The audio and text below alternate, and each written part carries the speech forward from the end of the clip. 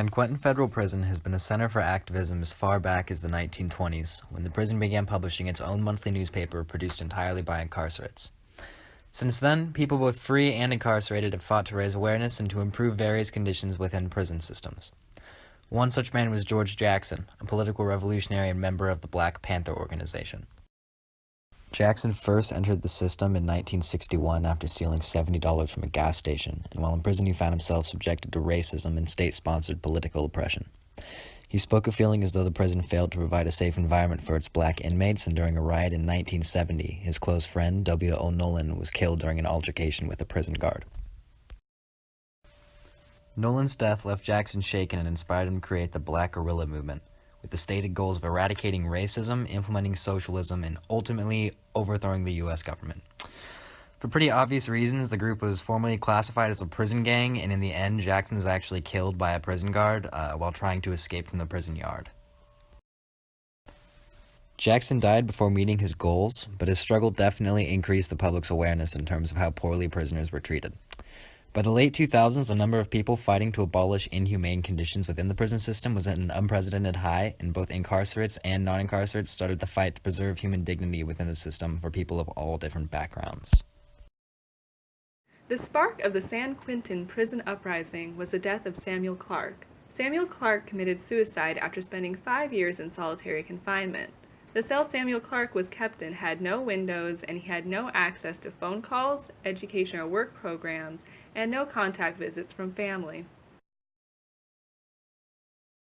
Samuel Clark's death happened amidst a backdrop of rising awareness to the psychological trauma caused by solitary. In 2015, prisoners from San Quentin, who were placed in solitary for over a decade, sued the state for treatment that amounted to torture. Richard Ross's art exhibit, Solitary, from 2016, shared prisoners' stories of the experience of solitary and pushed for California outlawing the practice. Clark's death showed a failure of prison oversight and care towards prisoners. He died at age 22, committing suicide after 5 years of solitary, which involved him being held in a windowless cell for 23 hours a day. No offense was listed as to why Clark was held in solitary. His youth and the injustice surrounding his case incited outrage in activist groups. Clark's death signaled to groups opposed to the current prison system that enough was enough. Inmates who were friends with Clark contacted a prisoner rights advocate that could speak on their behalf. That advocate contacted Clark's family, who had ties with some prisoner rights groups.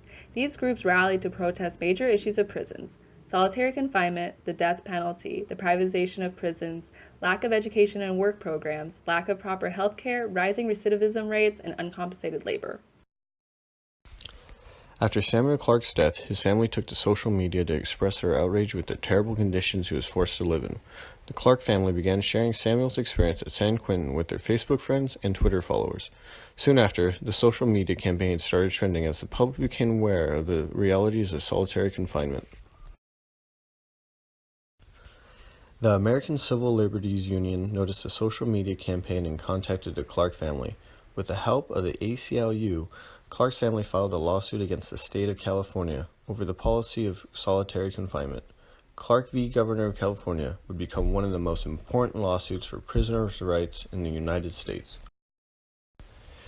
Clark v. Governor of California made national headlines. The Clark family participated in numerous interviews with newspapers, news shows, and radio stations.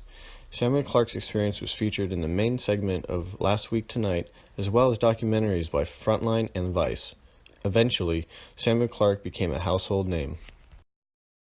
The American public became outraged as more and more stories like Samuel Clark's were told. Mass incarceration, solitary confinement, and the prison industrial complex were seen by many as unacceptable in a country that prides itself as being the greatest.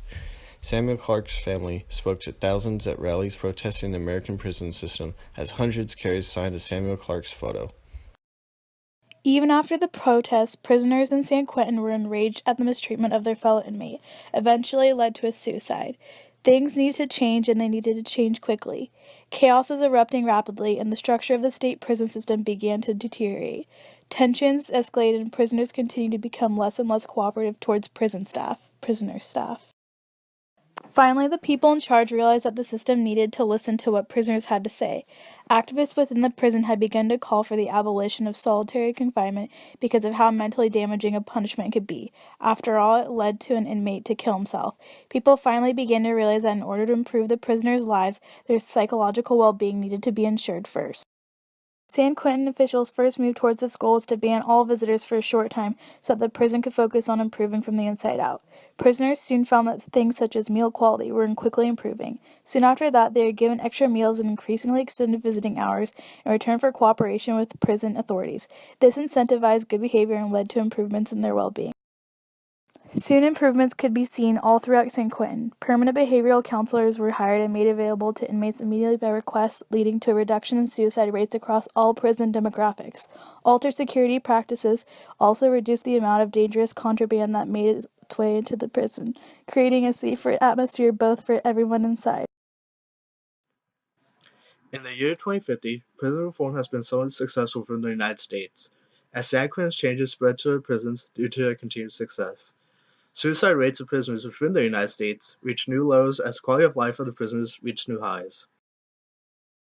Solitary confinement as a punishment has become less and less popular and is currently almost non-existent.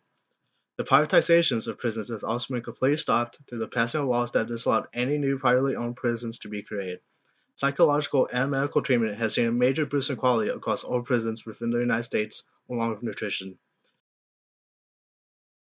Surprisingly, a huge reason for the successful implementation of changes within the prison system has been through the support of the prison staff. Currently, there are activist groups made almost entirely of prison staff that are both aiding current reform and pushing for new reform.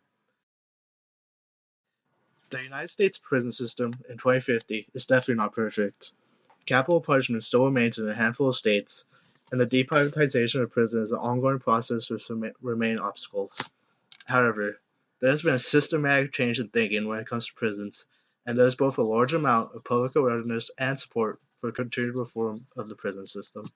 This has made many activists hopeful for the future and hopeful that the prison system will eventually be what people want.